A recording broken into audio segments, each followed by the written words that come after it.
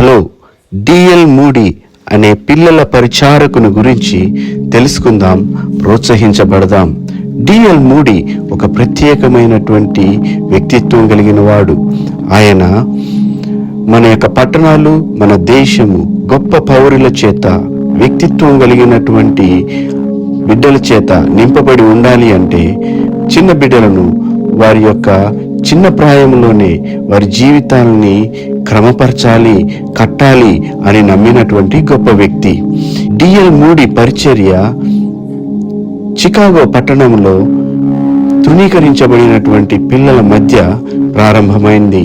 ఆయన ఆ బిడ్డల మధ్య ఎంతో గొప్ప సేవ ఆసక్తితో జరిగించినాడు.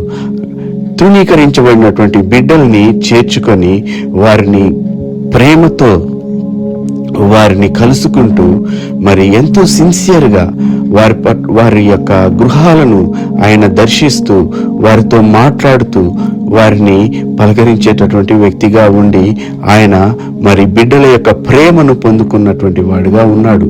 అంతేకాదు మరి ఆయన ఆ యొక్క బిడ్డలకు ప్రత్యేకమైనటువంటి గౌరవం ఇస్తూ వారిని ఆయన ఎంతో ఘనపరిచేవాడు.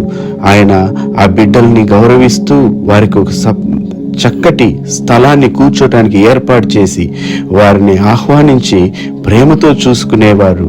అలాగా చేయటం ద్వారా బిడ్డల యొక్క ప్రేమను, వారి యొక్క మరి విశ్వాస్యతను ఆయన గెలుచుకోవడం జరిగింది.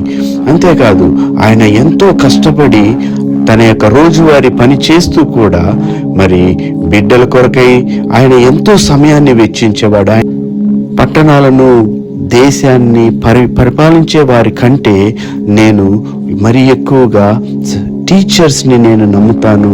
ఈ యొక్క టీచర్స్ బిడ్డల యొక్క వ్యక్తిత్వాన్ని వారు నిర్మిస్తారు, చక్కటి బిడ్డలను దేశం కొరకు అందిస్తారు అని చెప్పినటువంటి వ్యక్తి.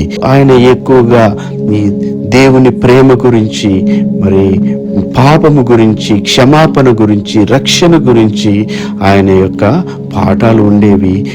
అనేక మంది బిడ్డలు మరి వారి యొక్క చెడు జీవితం నుంచి, బానిసత్వంలో ఉన్నటువంటి జీవితంలో నుంచి, తృణీకరించబడినటువంటి జీవితంలో నుంచి మరి వారు ఉన్నతమైనటువంటి శిఖరాలకు మరి చేరుకోవటం అనేది జరిగింది. మనము నమ్మకస్తులుగా ఈ యొక్క పరిచర్యలో ఉండాలి, కానీ ఈ యొక్క ఘనత, గౌరవము, ప్రశంస కొరకు ప్రయాసపడే వారిగా మనము ఉండకూడదు.